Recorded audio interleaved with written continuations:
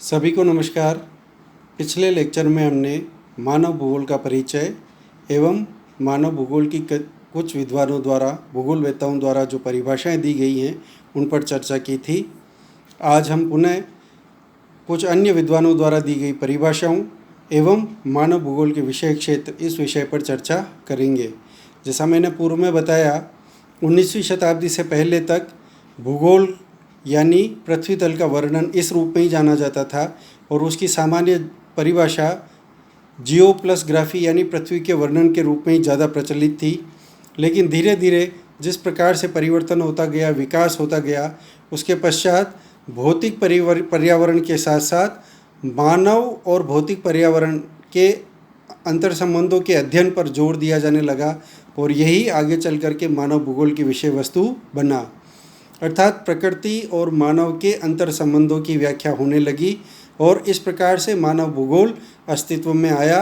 भूगोल की ये जो बड़ी शाखा है, भूगोल को हम दो शाखाओं में देखते हैं, एक भौतिक भूगोल है, दूसरा मानव भूगोल। तो मानव भूगोल नामक ये शाखा धीरे धीरे अस्तित्व में आने लगी। जो आधुनिक शास्त्रीय काल के जो एक प्रकार से संस्थापक भूगोलवेत्ता माने जाते हैं, हम्बोल्ट महोदय की प्रसिद्ध पुस्तक थी कॉस्मोस, और उनके पश्चात रिटर महोदय जो खुद भी जर्मन ज्योग्राफर थे, उनकी प्रसिद्ध पुस्तक थी अर्धकुंडे। इन दोनों पुस्तकों के अंदर मानव और प्रकृति के अंतर संबंधों की चर्चा की गई है, इन पर जोर दिया गया है। पहली बार ये विषय वस्तु सबके सामने लाई गई, लेकिन इस विषय वस्तु को और अधिक प्रभावी तरीके से उठा करके मानव भूगोल को स्थापित करने वाले भूगोलवेत्ता के रूप में अगर हम देखते हैं तो वे हैं फ्रेडरिक रेटजेल महोदय। उनकी बहुत ही प्रसिद्ध पुस्तक थी एंथ्रोपोज्योग्राफी या मानव भूगोल। यह पुस्तक भूगोल के पठन पाठन के इतिहास में बहुत युगांतरकारी सिद्ध हुई। विशेषतः मानव भूगोल नामक जो भूगोल की शाखा थी, मुख्य शाखा थी, उसकी स्थापना में इस पुस्तक का और फ्रेडरिक रेटजेल साहब का बहुत महत्वपूर्ण योगदान रहा और इसीलिए रेटजेल महोदय को हम मानव भूगोल के संस्थापक या फादर ऑफ ह्यूमन ज्योग्राफी के रूप में भी जानते हैं। तो रेटजेल महोदय ने विविध पक्षों को रेखांकित किया, मानव प्रकृति के विभिन्न पक्षों को सबके सामने लेकर के आए और इस प्रकार से मानव भूगोल जो विषय है उसको भूगोल की मुख्य शाखा के रूप में पहचान मिली। इसी क्रम को आगे बढ़ाते हुए बाद में हम देखते हैं फ्रेंच स्कूल ऑफ थॉट, फ्रांसीसी अधिकांश भूगोलवेत्ता, अधिकांश विद्वान मानव भूगोल के प्रकार से समर्थक थे। विडाल डी ला ब्लाश महोदय हो, जीन ब्रूंच हो, डिमाजिया महोदय हो, एक पूरी की पूरी श्रृंखला हमको दिखाई देती है जिन्होंने मानव भूगोल के समर्थन में अपने तथ्य रखे, मानव भूगोल के तत्व, मानव भूगोल के विभिन्न सिद्धांतों पर आधारित अपनी पुस्तकें लिखी। यही सिलसिला आगे चलते हुए हमें अमेरिकन ज्योग्राफर्स के रूप में भी दिखता है। एलन चर्चिल सेम्पल महोदया इसमें बहुत बड़ा नाम भूगोलवेत्ता के रूप में हमको दिखता है।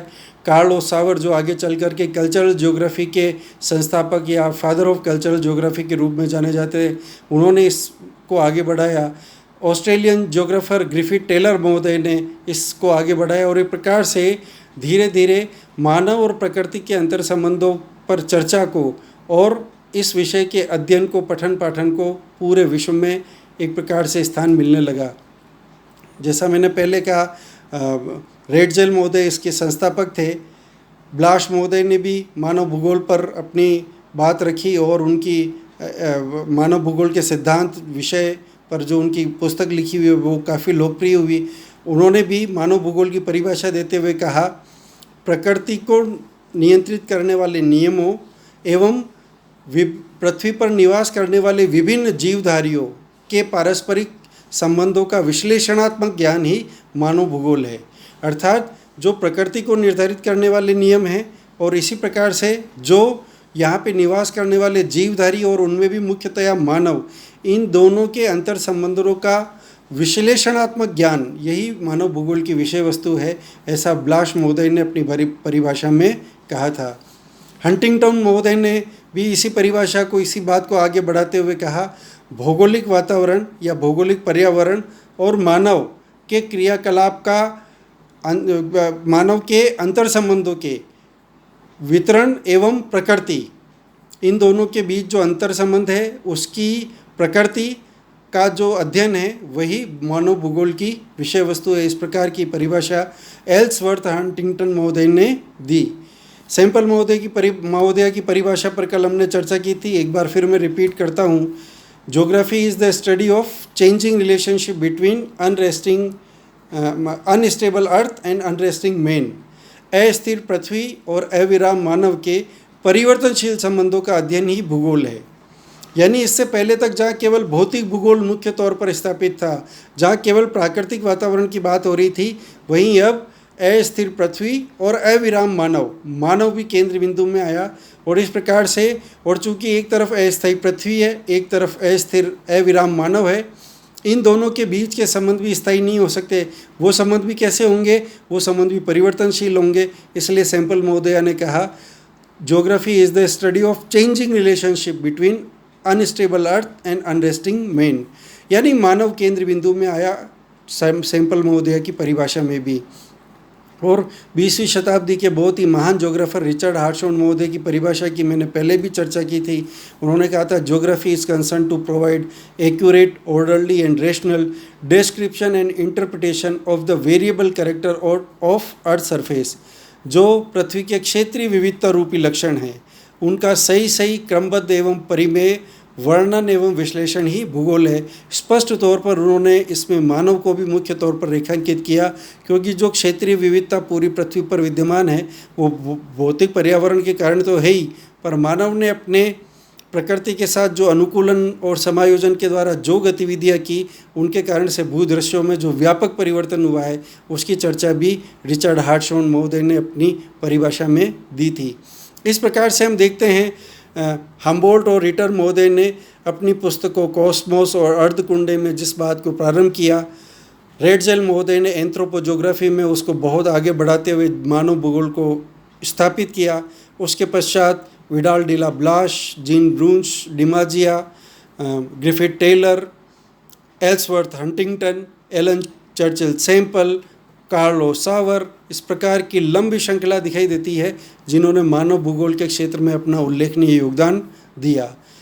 अब हम आते हैं इसके दूसरे पक्ष पर, जिसको हम कहते हैं मानव भूगोल का विषय क्षेत्र। मानव भूगोल प्रारंभ में एक बहुत ही छोटी शाखा के रूप में हमको दिखाई देता था, लेकिन जिस प्रकार से मानव के क्रियाकलाप गतिविधियाँ बढ़ती गई, आज मानव भूगोल भी एक बहुत बड़े विशद और व्यापक विषय के रूप में हमको दिखाई देता है। जब हम मनुष्य की आर्थिक गतिविधियों की बात करते हैं, उस पर पर्यावरण के प्रभाव की चर्चा करते हैं, तो वो विषय आर्थिक भूगोल की विषय वस्तु बनता है। जब हम मनुष्य की राजनीतिक गतिविधियाँ, राज्य को प्रभावित करने वाले, निर्धारित करने वाले तत्व, राजनीतिक संस्थाएं, राष्ट्रीय और अंतर्राष्ट्रीय संस्थाएं, राजनीतिक घटनाक्रम, इन सब पर की चर्चा करते हैं और इन सब पर भौगोलिक प्रभाव की बात करते हैं, तो राजनीतिक भूगोल की विषय वस्तु बनता है। इसी प्रकार से समाजशास्त्र, इसी प्रकार से समाज और परिवार, जाति, प्रजाति, इन सारी तथ्यों पर यानी सामाजिक ताने बाने पर की चर्चा करते हैं और उस पर भौगोलिक पर्यावरण के प्रभाव की बात करते हैं, तो सामाजिक भूगोल की विषय वस्तु बन जाता है। जब हम ओवर द टाइम इस पृथ्वी के विभिन्न भागों में, विभिन्न स्थानों पर जो परिवर्तन हुए हैं, काल क्रमानुसार उनका अध्ययन करते हैं, तो वो इतिहास की विषय वस्तु बनता है। काल क्रमानुसार अध्ययन करना और उस पर जो भौगोलिक प्रभाव पड़ा है उसकी जब हम अध्ययन करते हैं, तो वो ऐतिहासिक भूगोल की विषय वस्तु बनता है। मनुष्य ने किस प्रकार से अपने आवास बनाए, अधिवास बनाए, उन अधिवासों की जब हम चर्चा करते हैं और उन अधिवासों पर प्राकृतिक पर्यावरण के प्रभाव की चर्चा करते हैं, तो वो अधिवास भूगोल की विषय वस्तु बनता है।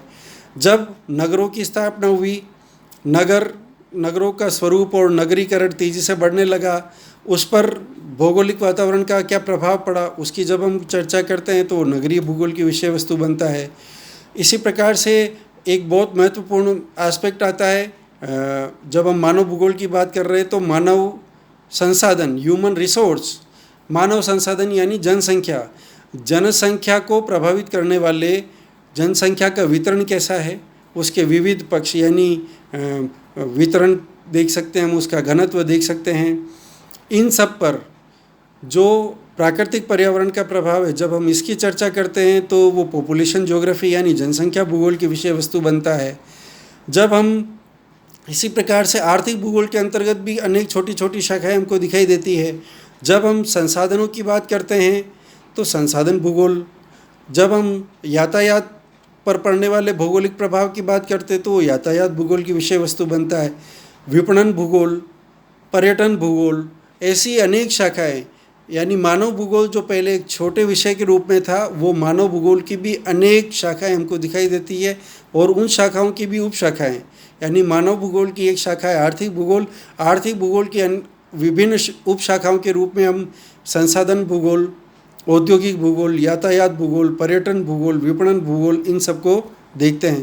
इस प्रकार से हम देखते हैं मानव भूगोल भी एक बहुत विशद और व्यापक स्वरूप में आ गया है और उसकी विभिन्न शाखाओं के रूप में हम आर्थिक भूगोल, सामाजिक भूगोल, राजनीतिक भूगोल, ऐतिहासिक भूगोल, जनसंख्या भूगोल, इन सारे जनसंख्या भूगोल, इस प्रकार के विभिन्न शाखाएं और उन शाखाओं की भी उप शाखाएं हैं, उनका अध्ययन और पठन पाठन विभिन्न विश्वविद्यालयों में, विभिन्न विश्व के अलग अलग पाठ्यक्रम है उनमें उसका अध्ययन किया जाने लगा है।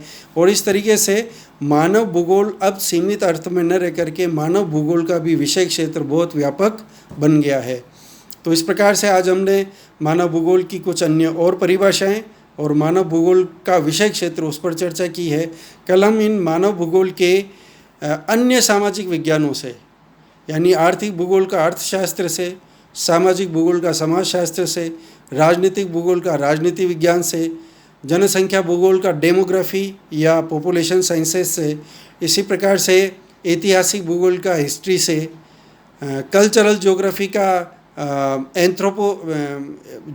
एंथ्रोपोलॉजी है, मानव भूगोल है, उससे किस प्रकार का संबंध है, वो चर्चा, यानी मानव भूगोल के विभिन्न विषयों की मानव विज्ञान, अन्य मानव विज्ञानों से किस प्रकार का संबंध है, उस पर चर्चा हम कल करेंगे। धन्यवाद।